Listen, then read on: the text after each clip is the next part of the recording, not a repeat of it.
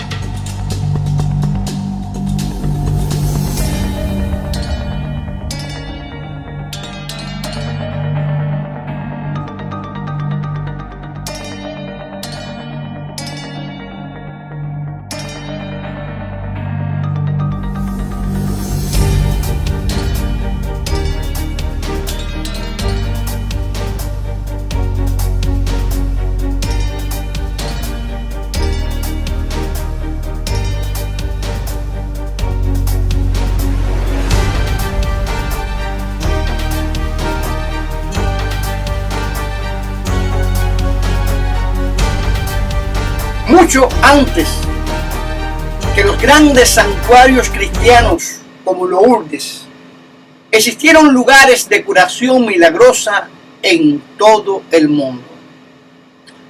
Uno de los más populares fue en el siglo V a.C., el de Epidauro, y eso ocurrió en Grecia, porque allí acudían numerosos peregrinos impulsados por la fe, en busca de la curación o de la revelación de una cura milagrosa del santuario del hijo de Apolo, el dios Asclepio.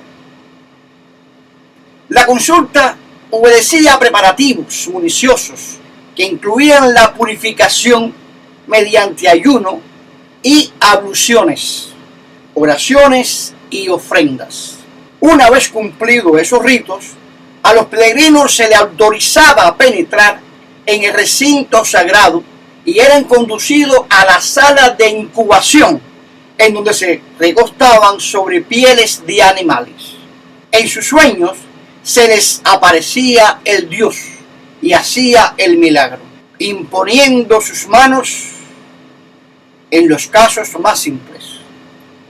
Si la gravedad de la enfermedad lo exigía, prescribía alguna composición de la cual el enfermo recibiría al despertar toda aclaración por parte de los sacerdotes. En el siglo III antes de Jesucristo, la divinidad egipcia Serapis helenizada fue identificada con Asclepio y dotada de los mismos poderes. Roma adoptó a su vez la divinidad griega en el siglo II antes de Jesucristo. Para que podamos entender bien de lo que hablo, haremos referencia entonces de la cristianización de los lugares paganos. Por ejemplo, En las Galias, convertidas en provincias romanas en el siglo I a.C., el fervor popular se dirigía sobre todo a divinidades femeninas, las diosas madres Deméter o Cibeles, bajo cuyo patrocinio se colocaban los manantiales y fuentes purificadoras con virtudes curativas. Durante los primeros siglos de nuestra era, esos cultos paganos de los sitios acuáticos y también de los arbores en los que brotaba el muérdago, que servía para la preparación de un brebaje con virtudes sobrenaturales. Pero ellos fueron cristianizados poco a poco. La práctica de la inmersión en el agua de las piscinas de Lourdes, sacralizadas por la aparición de la Virgen, es un claro vestigio de esos ritos antiguos. Pero, ¿cómo serían los procesos terapéuticos?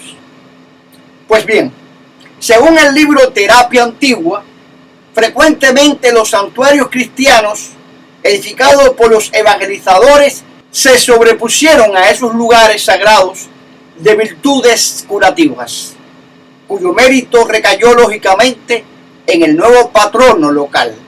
Las biografías de los santos, en su gran mayoría, narran sus hechos póstumos que rebosan de curaciones milagrosas.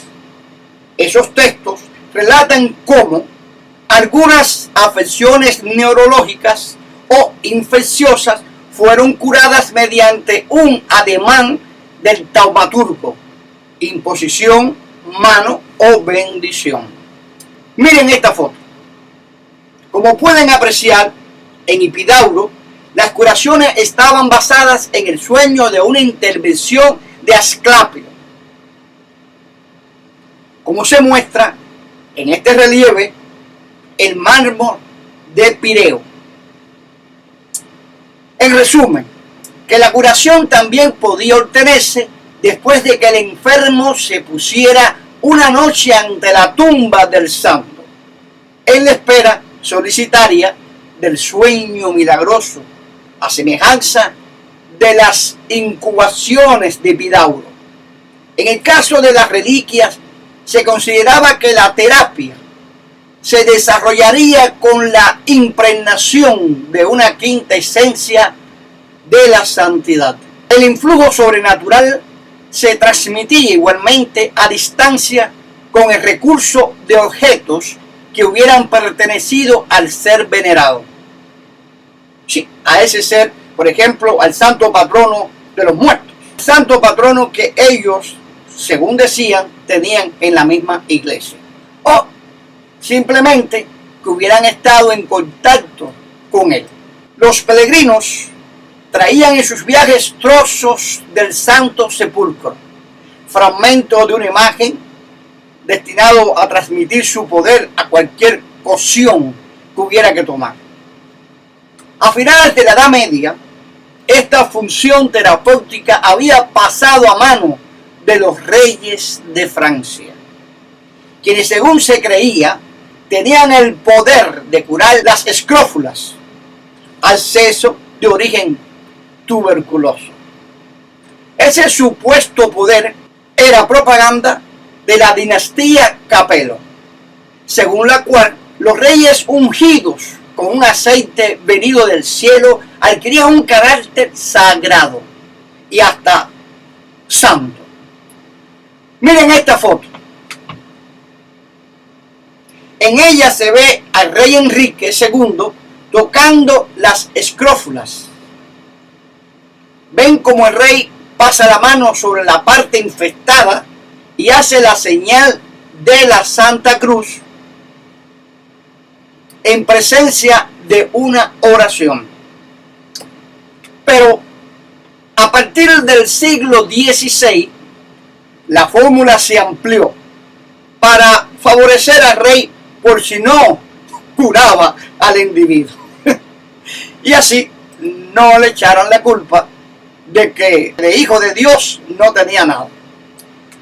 Por lo que el rey solo decía: el rey te toca, Dios te cura. Da risa. Pero esta función ha sido recuperada actualmente por algunos charlatanes que, a semejanza de los guardianes de los antiguos santuarios, comprendieron la ventaja financiera que podía significar. En efecto, todo se circunscribe en un sistema comercial de dones, ofrendas y contradones milagrosos. Ahora bien, ¿cuál sería el significado religioso del milagro? Pensemos. Desde el principio, los hombres atribuyeron a un poder que los sobrepasa, de naturaleza divina, todos los hechos que parecen derogar las reglas por las que definen su propia condición. Es decir, que la noción de milagro, además de ser exclusivamente religiosa, es completamente relativa. Los milagros, por ejemplo, abundan en los pasajes del Antiguo Testamento, que considera la historia de Israel como expresión de la voluntad divina. Los males del pueblo elegido adquieren aún así un significado particular. Son consecuencia de los pecados con los que se han provocado la cólera de Dios. Los milagros específicos de curación se ubican más bien en el Nuevo Testamento. A través de ello, Jesús afirma su vocación para restablecer el orden en el mundo y reparar en el universo las consecuencias del pecado, restaurando la santidad de las almas y de los cuerpos. El solicitar curación ante un personaje santo es confesar la propia impotencia, expresar su confianza en él, es decir, reconocer en su persona la presencia de Dios.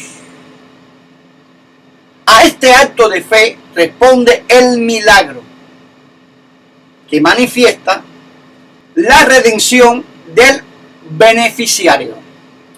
La ofrenda es la restitución simbólica del don recibido, la vida salvada, como expresaba claramente el sacrificio de carne y de sangre de los cultos antiguos.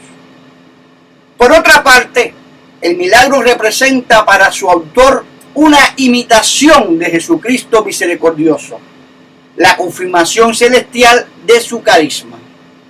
En ese doble sentido, es la señal de que el reino de Dios ha comenzado sobre la tierra.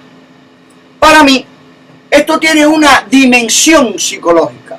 La enfermedad tiene un aspecto orgánico que depende de la cirugía o de la meditación. También depende de factores simbólicos y socio-relacionales que implican un papel mayor en la psicología. En este sentido, la frecuentación de un lugar en donde se mantiene el recuerdo de milagros realizados alimenta en el peregrino recién llegado la certidumbre de la gracia, una confianza que contribuye a efectivamente concedérsela. La sugestión explica de esta manera numerosos milagros ocurridos desde la antigüedad hasta el siglo XIX. En ese momento se instaura en Lourdes el acta de curación que elimina el aspecto psicológico del proceso. Se considera que una curación de tipo mágica, es decir, la curación psíquica de un individuo incrédulo, es más milagrosa que la de un creyente, en quien la fe pudo ejercer un papel determinante en el plano psicológico. Lo que sí no es demostrado son algunas curaciones que se hacen a través de baños rituales o de personas con muertos montados. La psicología, que sobrepasa a esta medida, adquiere que cada individuo tiene el poder de curación. La mente es muy poderosa. Lo mismo te puede curar que te puede sanar.